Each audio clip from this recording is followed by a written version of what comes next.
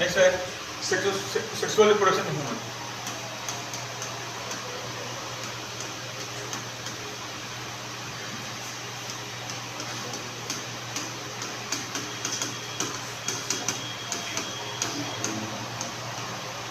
यही टॉपिक है जो आखिरी टॉपिक है हम लोग। इसमें क्या है, दो में पहले है मेल फीमेल।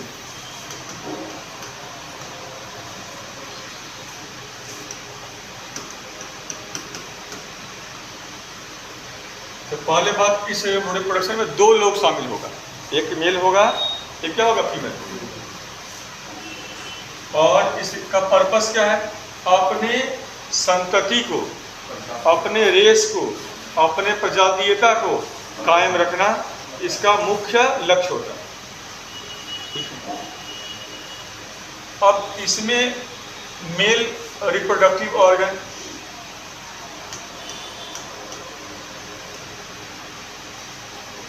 और फीमेल रिप्रोडक्टिव ऑर्गन, पुरुष जनन अंग और स्त्री जनन अंग कौन कौन सा है यहाँ पे।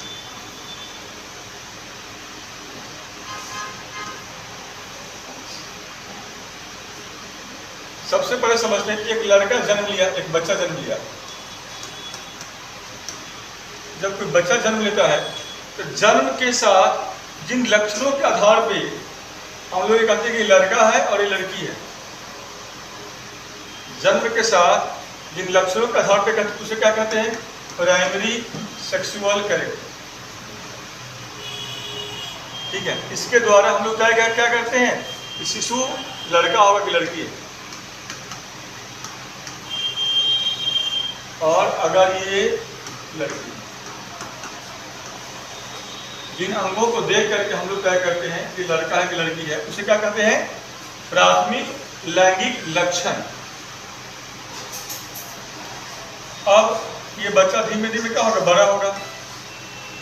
जब ये बच्चा जन्म के बाद, जब ये 10 वर्ष की आयु में आएगा, तब इसमें अब सेकेंडरी सेक्सुअल कैरेक्टर का विकास होगा। ठीक है, बच्चा ने जन्म लिया, जन्म के साथ प्राइमरी सेक्सुअल कैरेक्टर, इसका आधार पे हम कह सकता है कि लड़का है और ये बच्चा लड़की है। और जन्म के जब 10 साल के बाद, कितने साल, 10 से 11 साल के बाद, 10 से 11 साल के बाद क्या आता है, उसमें सेकेंडरी सेक्सुअल कैरेक्टर आता है। इससे लड़कों में भी चेंज होगा, ऐसे लड़कियों में भी चेंज होगा।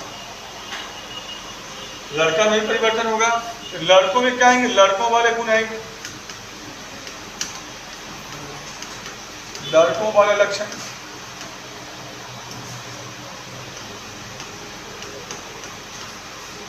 और यहां पर लड़कियों में लड़की वाले लक्षण।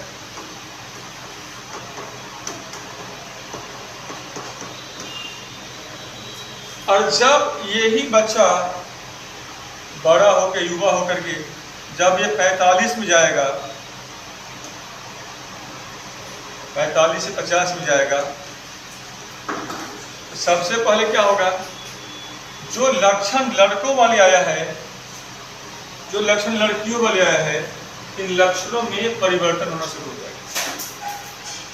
ठीक है, मतलब क्या हो जाएगा कि लड़कों का लक्षण क्या हो गया, कंधे का चौड़ा होना, मूछदारी का आना, जनन अंग में विकास का होना, शरीर का मजबूत होना, प्रोटीन की मात्रा का शरीर में ज़्यादा होना, ये लड़कों का लक्षण है। ठीक है, तो ये लक्षण, लेकिन जब वही 50 जब अप्रोच करेगा तो ये लक्षण गायब होने लगेगा। लड़कियों में जो लक्षण आ रहा है यहाँ पे, ठीक है, शरीर में जो भी परिवर्तन हो रहा है, लड़कियों वाले जो गुण हो रहे हैं, तो जब ये लड़की 45 प्लस में जाएगी, उसके वो भी लक्षण गायब होने लगेंगे। ठीक है, तो लड़कों में जब गायब होगा तो लड़कों में लड़कियों वाले लक्षण आने लगेंगे। तो लड़के वाला जब गायब हो रहा है तो लड़की वाले लक्षण आना शुरू हो जाएगा। और लड़की में जब लड़की वाले लक्षण गायब होना शुरू होगा तो लड़के वाले लक्षण आना शुरू हो जाएगा। लड़की वाला गायब हो रहा है तो लड़का वाला लक्षण प्रभावी होगा, क्योंकि हार्मोन क्या है, एक पुरुष के अंदर भी लड़की वाला भी हार्मोन भी होता है और लड़का वाला हार्मोन भी होता है। तो जब तक तुम्हारे बॉडी में लड़का वाला मेल वाला हार्मोन हावी है तभी तक तुम मेल हो। अंग से होने से मेल नहीं हुआ। फीमेल में भी वही बात है कि फीमेल तभी तक फीमेल है जब तक फीमेल वाले हार्मोन हावी है। जब फीमेल वाला हार्मोन कम पड़ने लगेगा तो उस फीमेल में जो मेल वाला एंड्रोजन है जो हार्मोन है उसी कारण उसमें पुरुषों के लक्षण आने लगेंगे। जब लड़कियों के लक्षण जाएंगे तो लड़कियों में मूछ आएंगे। जो आवाज मीठी थी माधुरी वो आवाज कर्कशी, ठीक है, कंटकी का हो जाएगा। जो शर्माती थी तो अब ठीक है पीछे बैठती थी अब वो ड्राइविंग सीट पे आगे होगा तो पीछे होगी। कुल मिलाकर के तो लड़की होती है वो, ठीक है, और लड़की नहीं रहती। और जो लड़का है तो हीरो बनता था सीना तान करके, सीना उसका पीछा किया हुआ है। आवाज जो शेर की तरह दहाड़ता था आवाज उसका एकदम शांत हो गया हुआ है। मूछदारी जो बहुत हरे काले था मूछदारी अब जाने लगा है। अब मर्दों के जो गुण थे वो गायब होने लगा है। अब पत्नी के पल्लू से पीछे पीछे बैठ जाएगा, शांत हो जाएगा, चुप हो जाएगा। ये बायोलॉजिकली नेचर नहीं ऐसा बनाया हुआ, ठीक है। पुरुषों के सीने गायब, लड़कियों की तरफ सीने निकल जाएंगे, स्तन का विकास होगा पुरुषों में। लड़कियों का स्तन गायब और उसके स्तन पुरुषों की तरफ प्लेन होने लगेगा। तो लक्षण में परिवर्तन यहाँ पे देखने को मिलता है। इसके मूछ जाएंगे लड़कों के और लड़कियों के मूछ आने लगेंगे। 50-55 साल देखना, 50 साल में हरी मूछों पे लड़कियों की हरियाली आने शुरू हो जाती है। और ये परिवर्तन होता है ड्यू टू हार्मोनल, ठीक है। तो बीच में ही जो टाइम है तुम्हारा, ये तो 10 से 11 है और ये 45 से 50 है, बीच का ही जो अवधि है यही तुम्हारा मेन अवधि है। हाँ, मतलब यही तुम्हारे जीवन का जवानी का जो अवधि है ये, ठीक है। अब इसमें आधा तो तुम तैयारी करने बिता देते हो। पहले लगे यूपीएससी में, फिर लगा बीपीएससी में, कुछ लोग तो 30 यहाँ बीत गया यूपीएससी में, कुछ बीपीएससी में, और जो एसएससी पीएससी में लगा लिया है आधा जीवन यही सोचो। तो देखो ना, 10 साल से 20 तक में घर ने मना किया है, 20 के बाद नौकरी का रोके रखा हुआ है, उम्र हो गया 30 का, 30 के बाद बचा कितना है 15 साल। इसी 15 में जो होना होगा, जो हादसा ना हुआ जीवन में तो बाबा बनना पड़ जाएगा।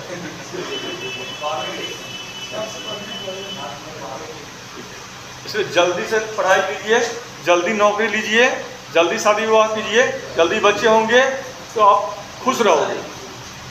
यहाँ पे लेट हो गए, शादी विवाह लेट होगा, जो बच्चे होगा वो आड़े टेढ़े बच्चे होगा।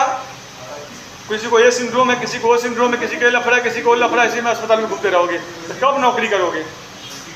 तो समय से शादी करने में ही भलाई है।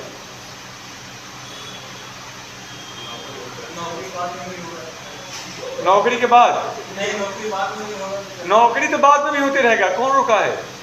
शादी बाद में होगा तो सिस्टम रोक देगा ना जी। शादी बाद में होगा तो क्या फायदा, सिस्टम फेल है, खत्म है कहानी तुम्हारी। तो थोड़ा सा इस बातों को ध्यान रखो। अब फिर क्या होगा, दोबारा जन्म लेना पड़ेगा उन्हीं कामों की, मोक्ष की प्राप्ति नहीं होगी, अधूरा आत्मा तरफ अतिरिक्त आत्मा ढूंढते रहे। नेक्स्ट अब है इसका बायोलॉजिकल एस्पेक्ट्स क्या हो, मेल का कैरेक्टर क्या है, राइट। मेल सेक्स ऑर्गन में नाम लिखो जरा सा, पहले मेल लिखो या मेल रिप्रोडक्टिव सिस्टम, पहले में दो मेल रिप्रोडक्टिव सिस्टम।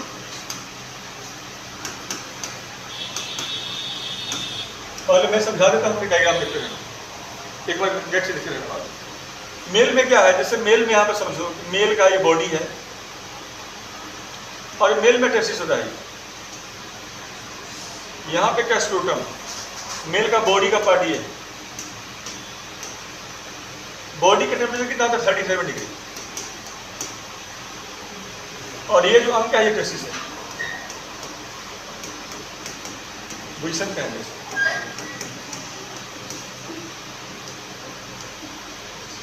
पहला अंग ये हो गया। और वृषण इसको हम बोलते हैं, ये एक जोड़ा होता है। इसमें से ये जो वाला है, ये है क्या है, वृषण। इस वृषण को एक को हम बाहर अगर निकाल लें, ये इसके अंदर क्या होगा, छोटे छोटे नली होता है।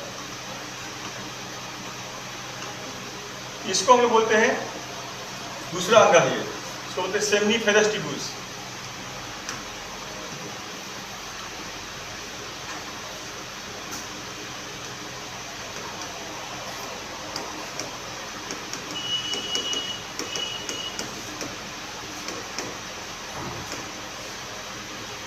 शुक्र जनन नलिका,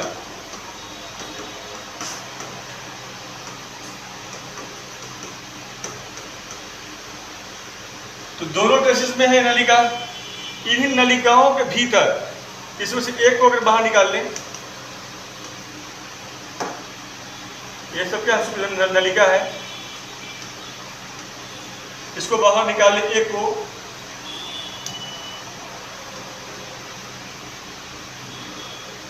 इसके भीतर का यहाँ पे सेल्स है।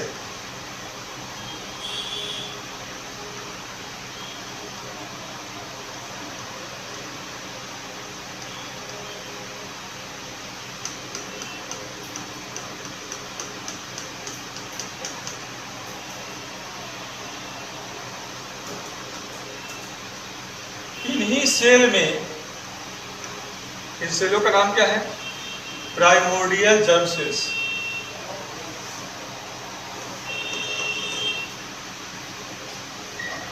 Primary germ cell.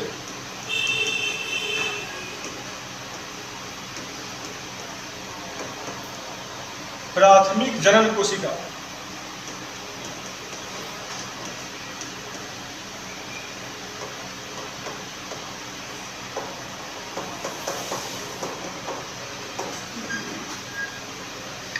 और इन्हीं कोशिकाओं के भीतर यही सेल, यही जो सेल है, इसमें होगा क्या होगा, 8 सूत्री विभाजन होगा। और याद है आप लोग को मैंने पढ़ाया था,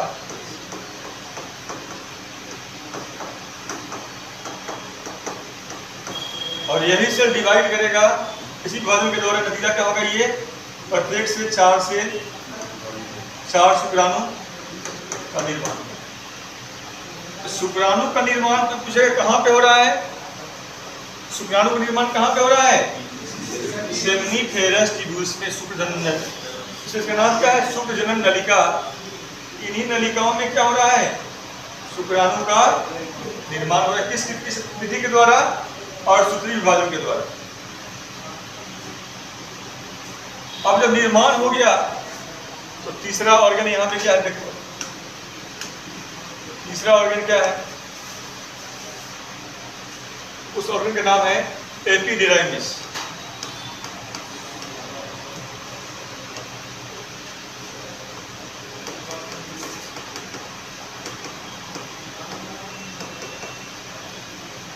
चौथा ऑर्गन का नाम क्या है, वास डिफरेंस।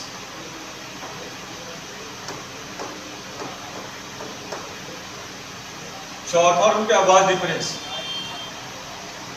पांचवा तो मेन जो ऑर्गन है, ठीक है, और पांचवा और आखिरी ऑर्गन क्या होगा, वो होगा इजैकुलेटरी डक्ट और मेल